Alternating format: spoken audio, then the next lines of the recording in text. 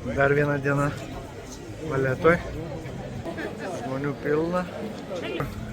Mūsų liko, kom nematėm, tai nematėm patrankų šūvių. Tai pažiūrėsim jas ir dar čia tiek po Valetą ir namo.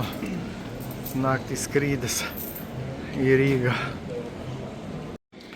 Einam čia pro mokamą pusę.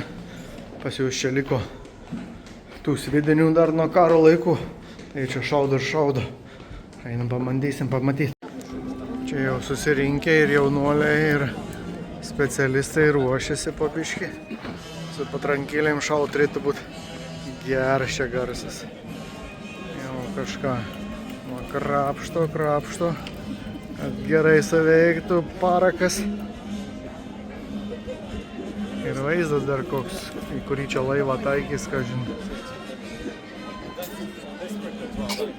Sviedinių pridėta, taip, ką žinau.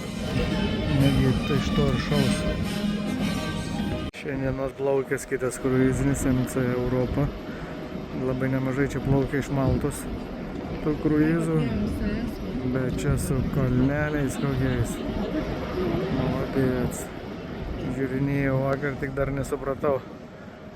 7 dienom yra 1704 kajutė su balkonu jau 11 aukšte kokiam nors, tai visai neblogai būtų išbandyti.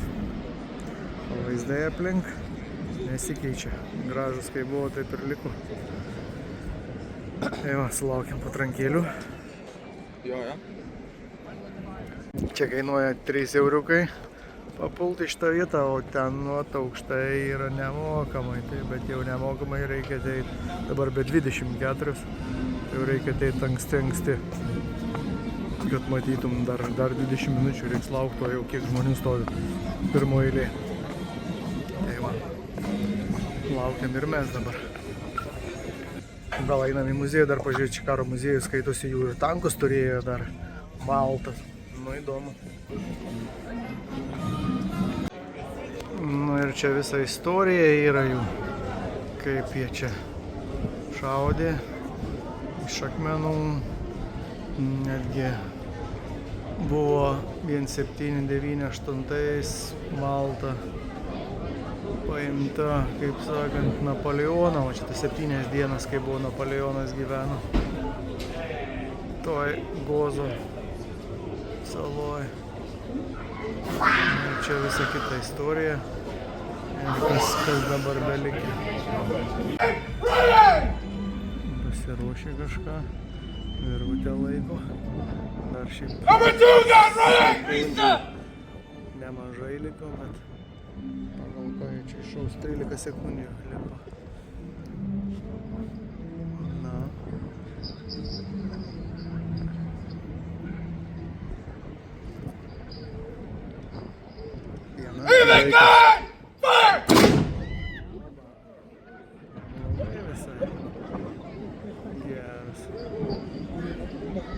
Nu, kas toliau bus, čia tas pasiruošė antras, jeigu neiššautų pirmas.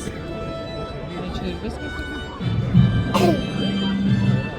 Kas čia ateina dar? Dar vat vaikščiam pačiam uoste vis.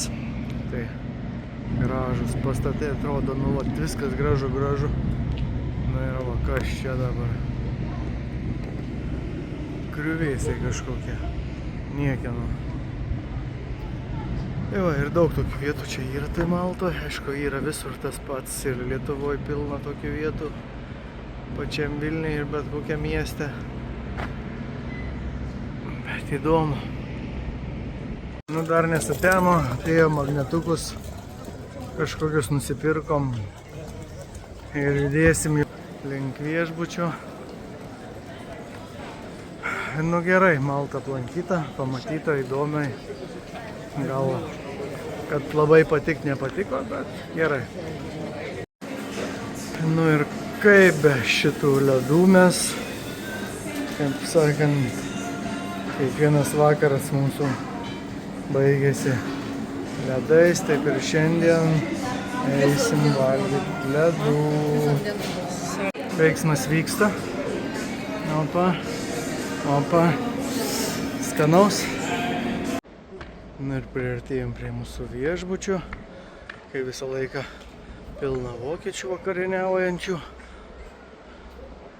Viešbutis apšviestas gražiai. Geras mėnulis. Laukia sugrįžtant į Lietuvą mūsų. Ir va, tiek iš. O kruizo dar nėra nupirkto, bet jau labai norim. Ir va. Nu ką, 3:30 ryto. Miestas pilnas iš tikrųjų žmonių.